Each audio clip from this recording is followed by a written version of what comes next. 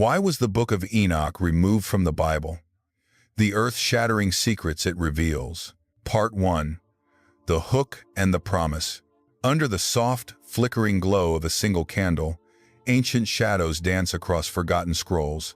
We often speak of the Bible as a singular, immutable text, a bedrock of faith passed down through generations. Yet, what if I told you that within the vast tapestry of biblical history, there exists a profound silence, a deliberate omission of a text once revered by some, condemned by others? What if a book, once integral to the understanding of early believers, was systematically removed, its secrets buried under the sands of time? Tonight, we embark on a journey not just through history, but through mystery, to uncover the hidden narrative of the Book of Enoch. We will ask the audacious question, why was it cast out, and what earth-shattering secrets did it dare to reveal that the mainstream canon could not contain? Prepare to delve into the shadows, for the answers might just reshape your understanding of angels, giants, and the very nature of evil. Part 2. The Journey of Deep Discovery. The historical and cultural tapestry of Enoch. To truly grasp the significance of the Book of Enoch, we must first transport ourselves back in time, far before the New Testament was even conceived. This is not a single book, but rather a collection of apocalyptic writings, primarily attributed to Enoch, the great-grandfather of Noah, a figure mentioned briefly in Genesis 5:24 as one who walked with God, and he was no more, because God took him. This cryptic phrase has fueled millennia of speculation, making Enoch a perfect candidate for revelations of cosmic import. The earliest parts of the Book of Enoch are thought to have been written during the 3rd century BCE, with later additions extending into the 1st century BCE. This places it firmly within the Second Temple period, a time of intense religious ferment, messianic expectation, and prolific apocalyptic literature in Judaism. During this era, Jewish thought grappled with profound questions: the origin of evil, the nature of angels, the coming judgment, and the ultimate destiny of humanity. Enoch offered compelling, albeit unorthodox, answers to these very questions, resonating deeply with many Jewish communities, particularly the Qumran community, whose extensive library at the Dead Sea Scrolls caves included numerous copies of Enochic texts. This widespread presence among such a significant Jewish sect underscores its early authority and influence. Decoding the Scripture. The earth-shattering revelations. The Book of Enoch is not merely a historical curiosity, it is a repository of radical theological concepts that profoundly influenced early Jewish and Christian thought. Its revelations are indeed earth-shattering, offering a detailed cosmology and an explanation for the origins of evil that diverges significantly from the more restrained accounts in the canonical Old Testament. One of the most striking revelations concerns the Watchers. Genesis 6:1-4 offers a tantalizingly brief account. When man began to multiply on the face of the land, and daughters were born to them, the sons of God saw that the daughters of man were attractive, and they took as their wives any they chose. The Nephilim were on the earth in those days, and also afterward, when the sons of God came in to the daughters of man, and they bore children to them. These were the mighty men who were of old, the men of renown. The canonical text leaves these sons of God largely undefined. Enoch, however, dramatically expands upon this narrative. It identifies these sons of God as a group of 200 high-ranking angels, called the Watchers, led by figures like Simjaza and Azazel.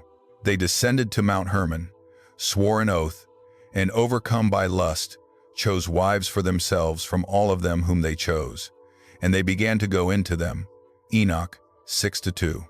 This transgression was not merely carnal, it was a cosmic rebellion, a breach of divine order. The offspring of these illicit unions were the Nephilim, described as monstrous giants, whose height was like the height of cedars. Enoch 7:2. These Nephilim wreaked havoc on the earth, consuming all human sustenance and eventually turning upon humanity itself. But the Watchers' transgression extended beyond procreation.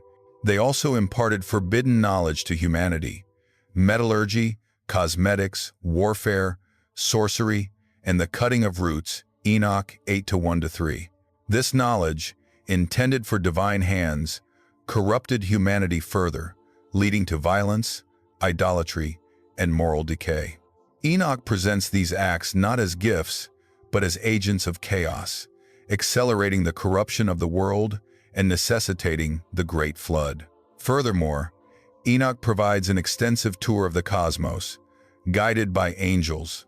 We are shown the storehouses of winds, the chambers of hail and snow, the movements of the sun and moon, and even a glimpse into the secrets of creation. Most significantly, Enoch describes vivid journeys through the underworld and heaven, revealing the fate of the fallen angels, the dwelling places of the righteous, and the torments awaiting the wicked.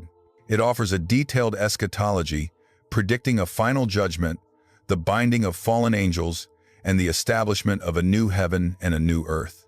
The hidden theological meaning, a deeper understanding of evil. The theological implications of Enoch are profound. It provides a robust, supernatural explanation for the origin of evil and suffering in the world, shifting the blame from humanity's original sin, as in Genesis 3, to a prior angelic rebellion. This framework offered early believers a comprehensive answer to the problem of evil. Not only did a primeval sin occur, but the very fabric of the cosmos was corrupted by rebellious divine beings who actively taught humanity sin. This perspective had a significant impact on early Christian thought. The New Testament itself contains clear allusions to Enoch. Jude 1:14-1:5 directly quotes from 1 Enoch 1:9. It was about these that Enoch, the seventh from Adam, prophesied, saying, "Behold, the Lord comes with 10,000s of his holy ones, to execute judgment on all and to convict all the ungodly of all their deeds of ungodliness that they have committed in an ungodly way, and of all the harsh things that ungodly sinners have spoken against him." The concept of angels being imprisoned for their sin, 2 Peter 2-4, and the idea of a pre-Mosaic judgment for fallen angels resonate strongly with Enochic themes. The notion of demons as the disembodied spirits of the Nephilim, causing disease and torment, also finds its roots in Enoch. Thus, Enoch served as a crucial bridge for understanding certain aspects of the spiritual world and the origin of evil that were only hinted at in the canonical texts. Controversies and the exclusion from the canon. Given its influence, why then was the Book of Enoch largely excluded from the Christian canon? The reasons are multifaceted and complex, reflecting the evolving theological landscape of early Judaism and Christianity. Firstly, authorship and dating played a critical role. While attributed to Enoch, it was clearly written much later than the patriarchal period, making its claims of direct divine revelation questionable to some. As canonical lists began to solidify, preference was given to texts believed to be written by the figures they claimed to represent and generally dated earlier. Secondly, its apocalyptic nature and speculative theology were a source of concern. The vivid descriptions of angels, demons, celestial journeys, and elaborate eschatology were seen by some as too imaginative, too detailed, and potentially conducive to Gnostic heterodox interpretations. The early Church Fathers, seeking to establish a clear and consistent doctrine, favored texts that were less prone to wild speculation.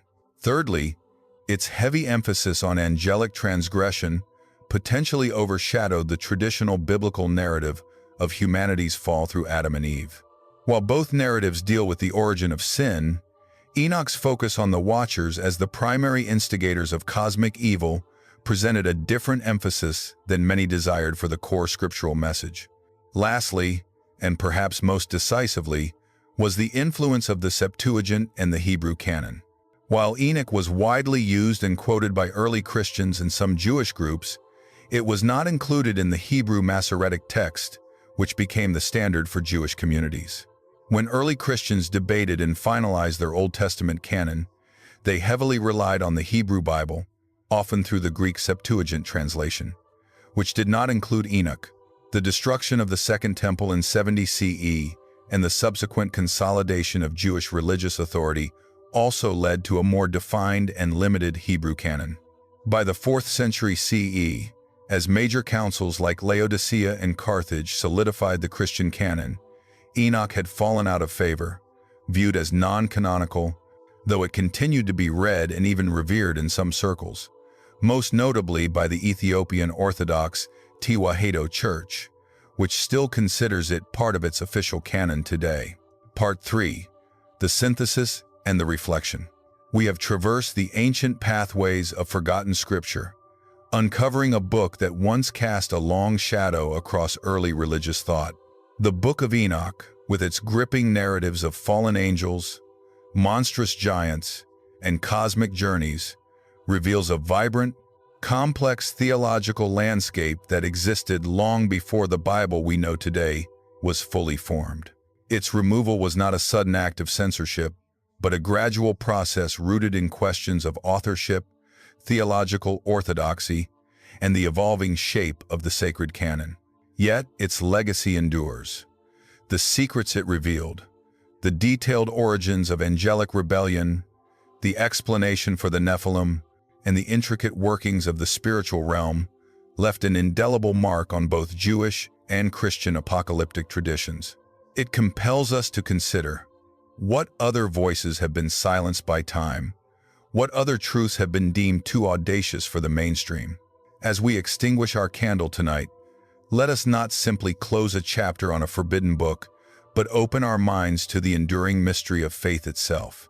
For in the search for truth, perhaps the most profound discoveries are found not in what is readily accepted, but in what was almost forgotten.